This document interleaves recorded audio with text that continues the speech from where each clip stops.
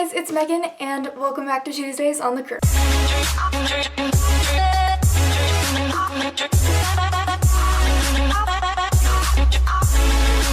So this week is Storytime week, and at first I was like, I don't know what to talk about. I mean, like, my life isn't all that interesting. But then it just like hit me, and I'm just like really dumb because this is like the most traumatic point of my life. So here we go. So I'm gonna give you some of the details before we get started because you won't understand. You have to like have the knowledge that I had when I started doing, I don't even know. So a couple of years ago, my whole community basically went under quarantine because there was an outbreak of this virus. And everybody thought it was Ebola at first, but it wasn't, because they like examined it and it wasn't Ebola. I don't even know. But basically my whole area went under quarantine because like these people, like, they were dying from the virus. So basically what happened is, I'm just gonna give you the basis and like the symptoms of what this virus like does to you, or did to those people. It's now contained, but it was a rough time. So this virus, everyone started thinking it was like the zombie apocalypse, but these people, like, they didn't die and then come back to life, but they still had like symptoms of like a zombie. Their skin basically like started to decay. It just basically was like deteriorating. Another symptom of what this did to people is that they would basically lash out at people. They had really bad like anger issues, and they felt like everybody was against them, I guess. And everyone kind of was against them because they didn't want the virus. So if anybody who had the virus came near them, they would be like, you stay away from me, or like I don't want to die, all that stuff. So what ended up happening is that the violence got so bad that my parents sent me and my sister to go to this martial arts camp, and there were two. This doesn't really matter, but there were two in our whole like quarantined area.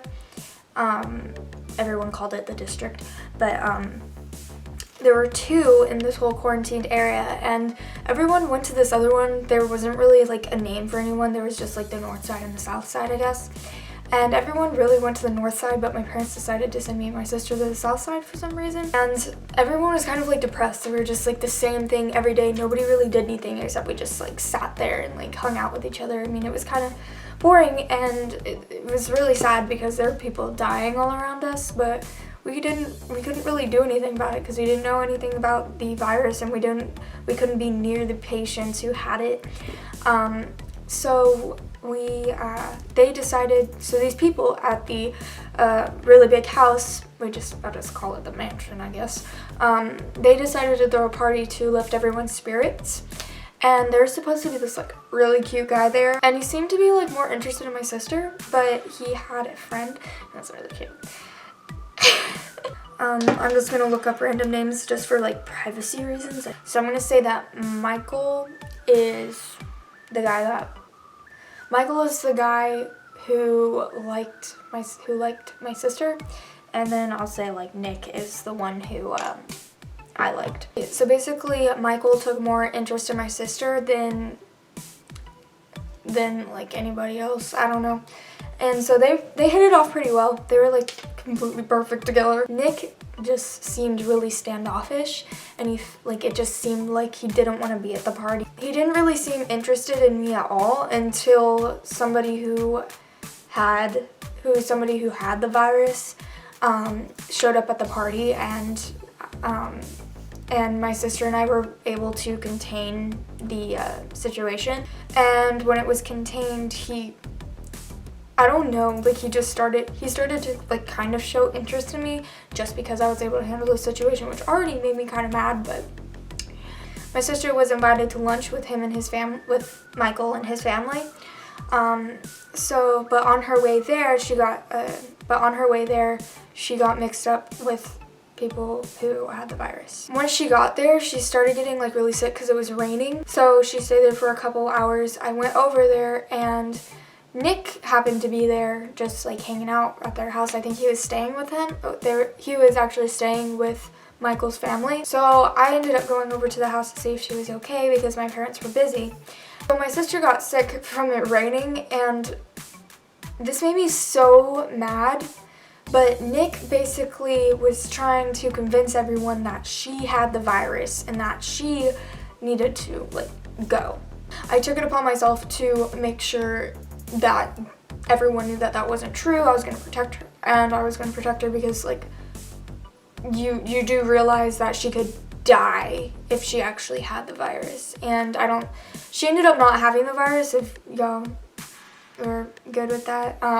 Everyone just called it the virus, if y'all were wondering. I'm not just, like, saying the virus. Okay, I don't know if that makes any sense. So we ended up getting back home, and after that, I was just, like, completely not interested in Nick. Like, get away from me, you tried to kill my sister, basically, all that stuff. After that, my mom suggested that another party be thrown just to make up for the party that kind of turned into a disaster. Wait, what was the next name so I can just use that name? John. Okay, so there's this guy named John, and he had the training or whatever, and he was our age, but his dad worked for, like, the law enforcement. He worked for the cops, and I think he was a cop. I don't remember if he was, like, a chief or whatever, but he basically would help his dad control everything. Basically, he saw people with the virus as something else. Like, he thought that if, like, we were sensitive around them, we would be fine, and that, sorry, my phone just went off, and that he had his own, like, theory on how we would get the virus, but it's been proved that he was wrong. So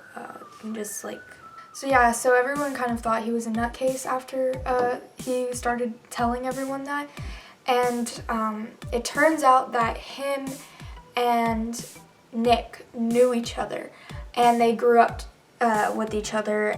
The things that John told me about Nick since they had known each other were a little, like, far-fetched. I didn't really understand why, like, Nick would do all the things that John said he was doing. He ended up not being a very good guy, and after that, Nick basically showed a bunch of interest in me. He tried, like, really hard to, like, gain my trust back, and he kind of did, but at the same time he didn't, and we actually got into, like, a physical fight. In the end, Nick and John ended up getting into, like, a really bad physical fight, and I was really, like, scared for Nick's life, like, because John was just so angry. I couldn't understand it, and then I realized he has the virus, and it turned out that he did, and that was why he was so angry, and he was just trying to make up excuses for the people who had a virus because he didn't want to get in trouble and all this stuff. He didn't want to die, and I know that was, like, really depressing, but, like, it turned out that he had the virus too. They were in a fight, and I was scared that Nick would end up either getting the virus or he would get hurt. I ended up chiming in, and Nick and I were able to, like, run away.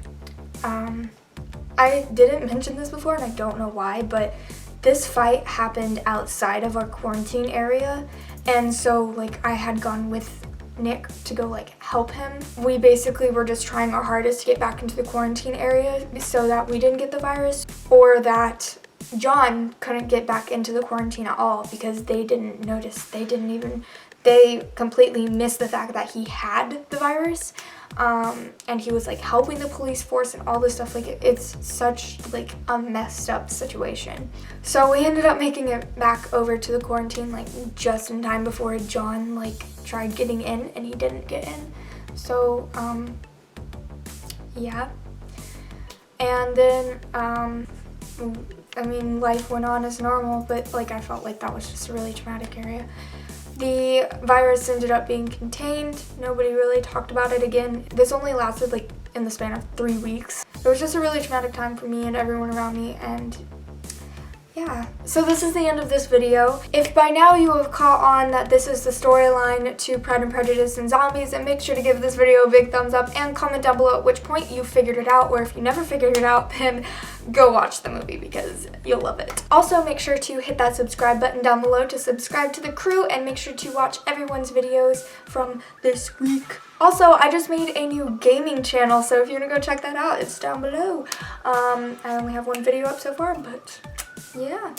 My main channel will also be linked down below along with my gaming channel and the rest of my social media. And yeah, that's pretty much it. I'll see you guys next week on The Crew. Bye!